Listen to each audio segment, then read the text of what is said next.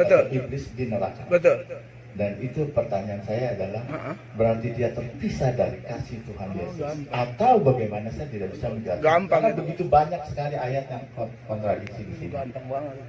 Ya. Mau saya jawab sekarang? Boleh kalau Bapak. Oh iya, gampang banget. Di video aja. Ya, saya soalnya beliau Bapak tanya pendeta, jadi saya udah jawab nggak enak.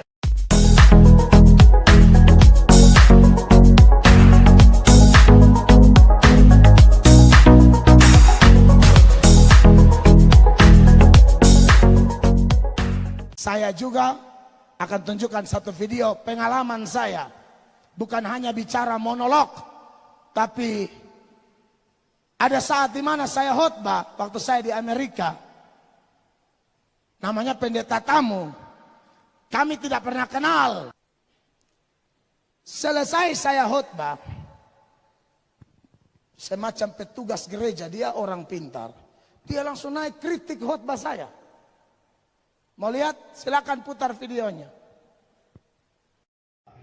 Sumber dari segala kasih adalah Tuhan Yesus. Tuhan adalah sumber kasih.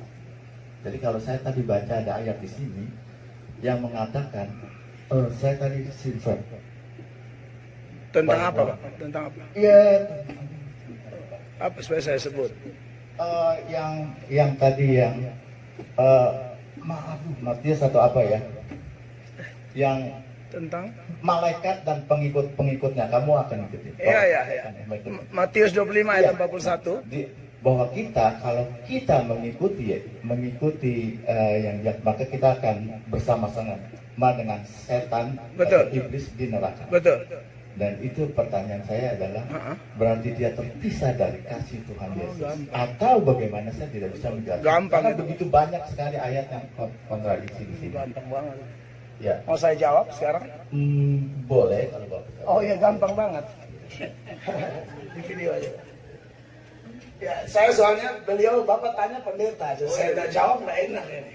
Jadi ayat itu sudah jelas sesuai penjelasan saya tadi bahwa kalau Yesus mati di Golgota itu, orang menerima dia berarti orang itu terlepas dari kutuk. Bisa tunjukin ayat Galatia 3 ayat 13? Saya jawab pakai ayat aja Pak ya, supaya mantap ya. Galatia 3 ayat 13 mengatakan begini. Kristus telah menebus kita dari kutuk hukum Taurat dengan jalan menjadi kutuk karena kita. Sebab ada tertulis, terkutuklah orang yang digantung pada kayu salib. Maksudnya ialah dia mati mengambil alih kutuk manusia. Amin, saudara. Kutuk gara-gara dosa. Dan untuk bisa terlepas dari kutuk itu, ya, Yohanes 3 ayat 16 bilang begini Pak. Yohanes 3 ayat 16. Karena begitu besar kasih Allah akan dunia ini, sehingga ia telah mengaruniakan anak yang tunggal, supaya setiap orang yang percaya kepadanya tidak binasa, melainkan beroleh hidup yang kekal. Dengan kata lain, yang percayalah yang tidak akan terpisah dari kasih Allah Pak. Yang tidak percaya ya terpisah. Itu aja sih, gampang banget. Jadi yang terpisah itu karena tidak percaya Pak. Syarat kan harus percaya. Bisa diterima? Oh iya dong. Semua ada jawaban. Minta maaf, saya melayani tanya jawab ini di Indonesia Pak. Jadi saya tahu. Yang lulus never fails itu gimana? Kasih tidak pernah gagal. Oh iya, kasih tidak pernah gagal bukan berarti kemudian kasih itu diartikan orang berdosa sembarang tolak Yesus pun aman-aman, tidak bisa. Pengertian kasih bukan begitu. Kasih yang tidak pernah gagal itu adalah kasih kepada orang percaya Pak. Orang yang terima Yesus sungguh-sungguh, ayat yang Bapak singgung tadi bilang, kita tidak bisa dipisahkan dari kasih Kristus. Itu Roma 8 ayat 31 sampai 39 Pak. Itu hanya berlaku bagi orang percaya Pak. Orang percaya, orang tidak percaya tidak berhak mengklaim ayat itu. Termasuk kasih tidak pernah gagal, itu pun hanya bisa diklaim oleh orang percaya. Orang tidak percaya tidak berhak mengklaim itu. Jadi bagaimana mengklaim itu? Percaya dia dong. Terima dia sungguh-sungguh dong. Kalau tolak dia ya out. Gitu Pak. Masih ada lagi Pak? Ada. Saya bingung begini Pak. Misalnya ini saya dalam konteks begini. Kalau misalnya dia memang tidak terkutuk atau tidak mengakui Tuhan Yesus betul. Tuhan, kalau dia masuk neraka. Betul, harus. Sekarang pertanyaannya, kalau dia masuk neraka dia terpisah dengan kasih Tuhan Yesus. Betul. Nah ini. Nah lalu gampang. Kalau dia masuk di neraka situ, apakah Tuhan Yesus bisa melihat dia? Bisa. Bisa melihat Saya dia. bisa buktikan ayat. Sebagai Tuhan, kalau katanya di neraka itu disiksa. Betul, disiksa. Iya. Jadi kalau dia sebagai Tuhan, apakah Tuhan punya kuasa untuk mengeluarkan mereka dari neraka? Oke, saya jelaskan, Pak. Yang pertama, Allah itu bukan hanya punya kasih, loh. Allah itu punya keadilan. Jangan salah mengenal Allah, karena Allah punya kasih, ya kasih saja. Allah punya keadilan. Neraka adalah tempat keadilannya dinyatakan. Dan selain keadilan, Allah itu punya aturan, saudara-saudara. Jadi kalau Allah sudah kasih aturan, kasih kesempatan diikut, nggak mau, nggak bisa.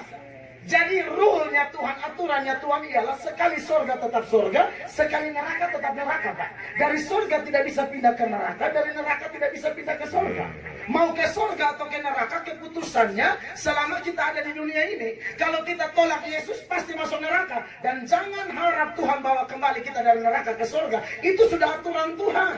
Allah kita itu kasih, Allah kita itu adil, Allah kita itu suci, Allah kita punya aturan. Jangan sebut kasih saja, Pak. Salah nanti. Pengenalan akan Allahnya nggak lengkap kalau hanya menyoroti kasih, Pak.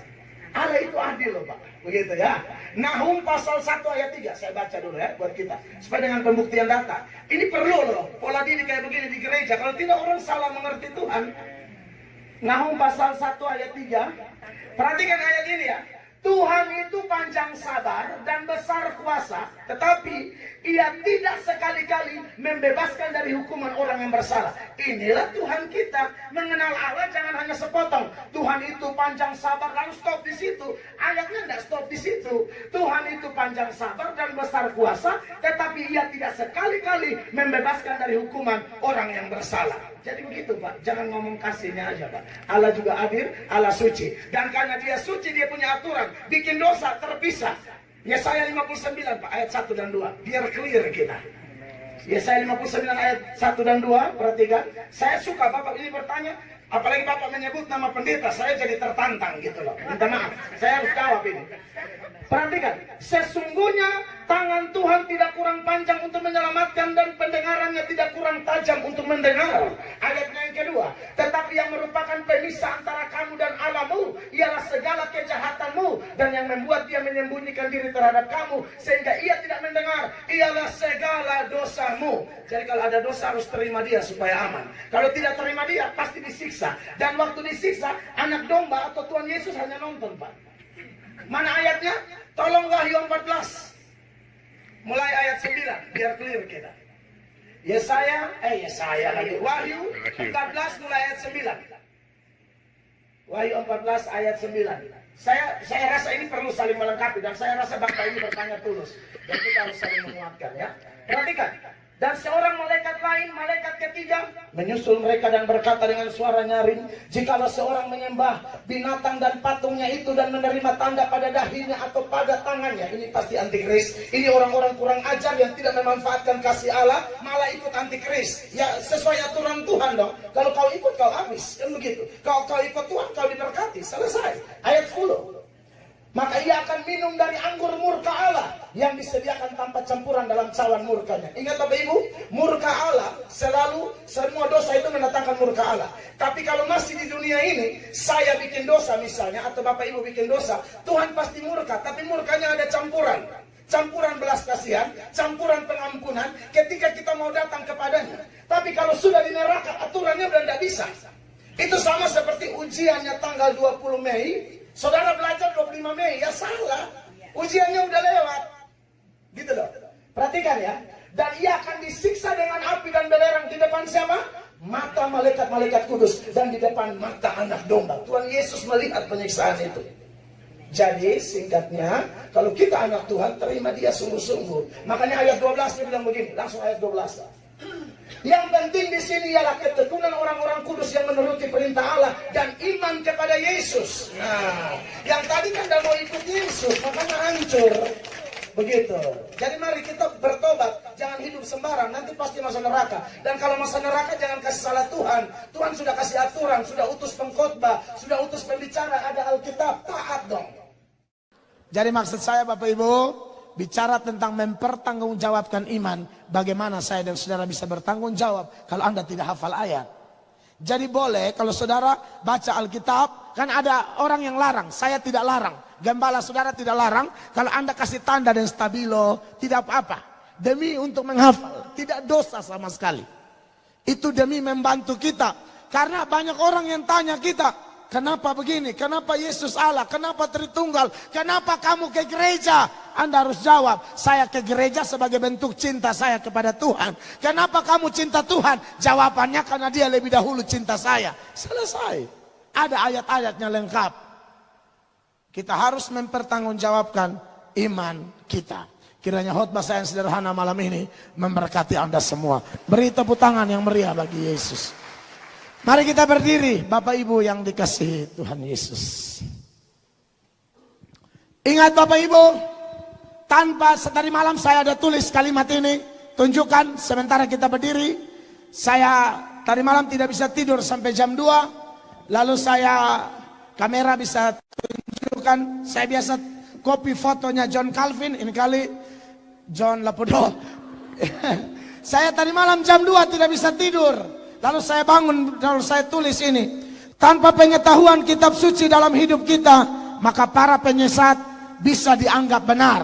Karena orang seringkali pengkhotbah sesat pun dianggap, terlalu bagus. Anda tidak ngerti, makanya penyesat Anda anggap benar. Sedangkan para pendebat, lanjut, atau pembela iman bisa dianggap salah. Pendeta tidak ada kerjaan tuh. Saudara, kalau Anda sudah belajar Alkitab, Anda tahu kenapa saya dan teman-teman pendeta kami bantah ajaran-ajaran sesat. Karena memang itu bahaya. Dan akhirnya kita menjadi sasaran empuk para penyesat. Kemudian, begitupun sebaliknya, kalau kita sungguh-sungguh belajar firman Tuhan, maka kita dengan mudah bisa mengenal para penyesat dan sulit untuk disesatkan. Dan kita akan dimampukan untuk menjadi pembela-pembela iman yang berani, rendah hati, hidup kudus, dan penuh kasih di zaman akhir ini. By bagian Amazing Grace. Jadi kita harus belajar kitab suci baik-baik supaya kita mampu, ya. Tuhan Yesus memberkati kita.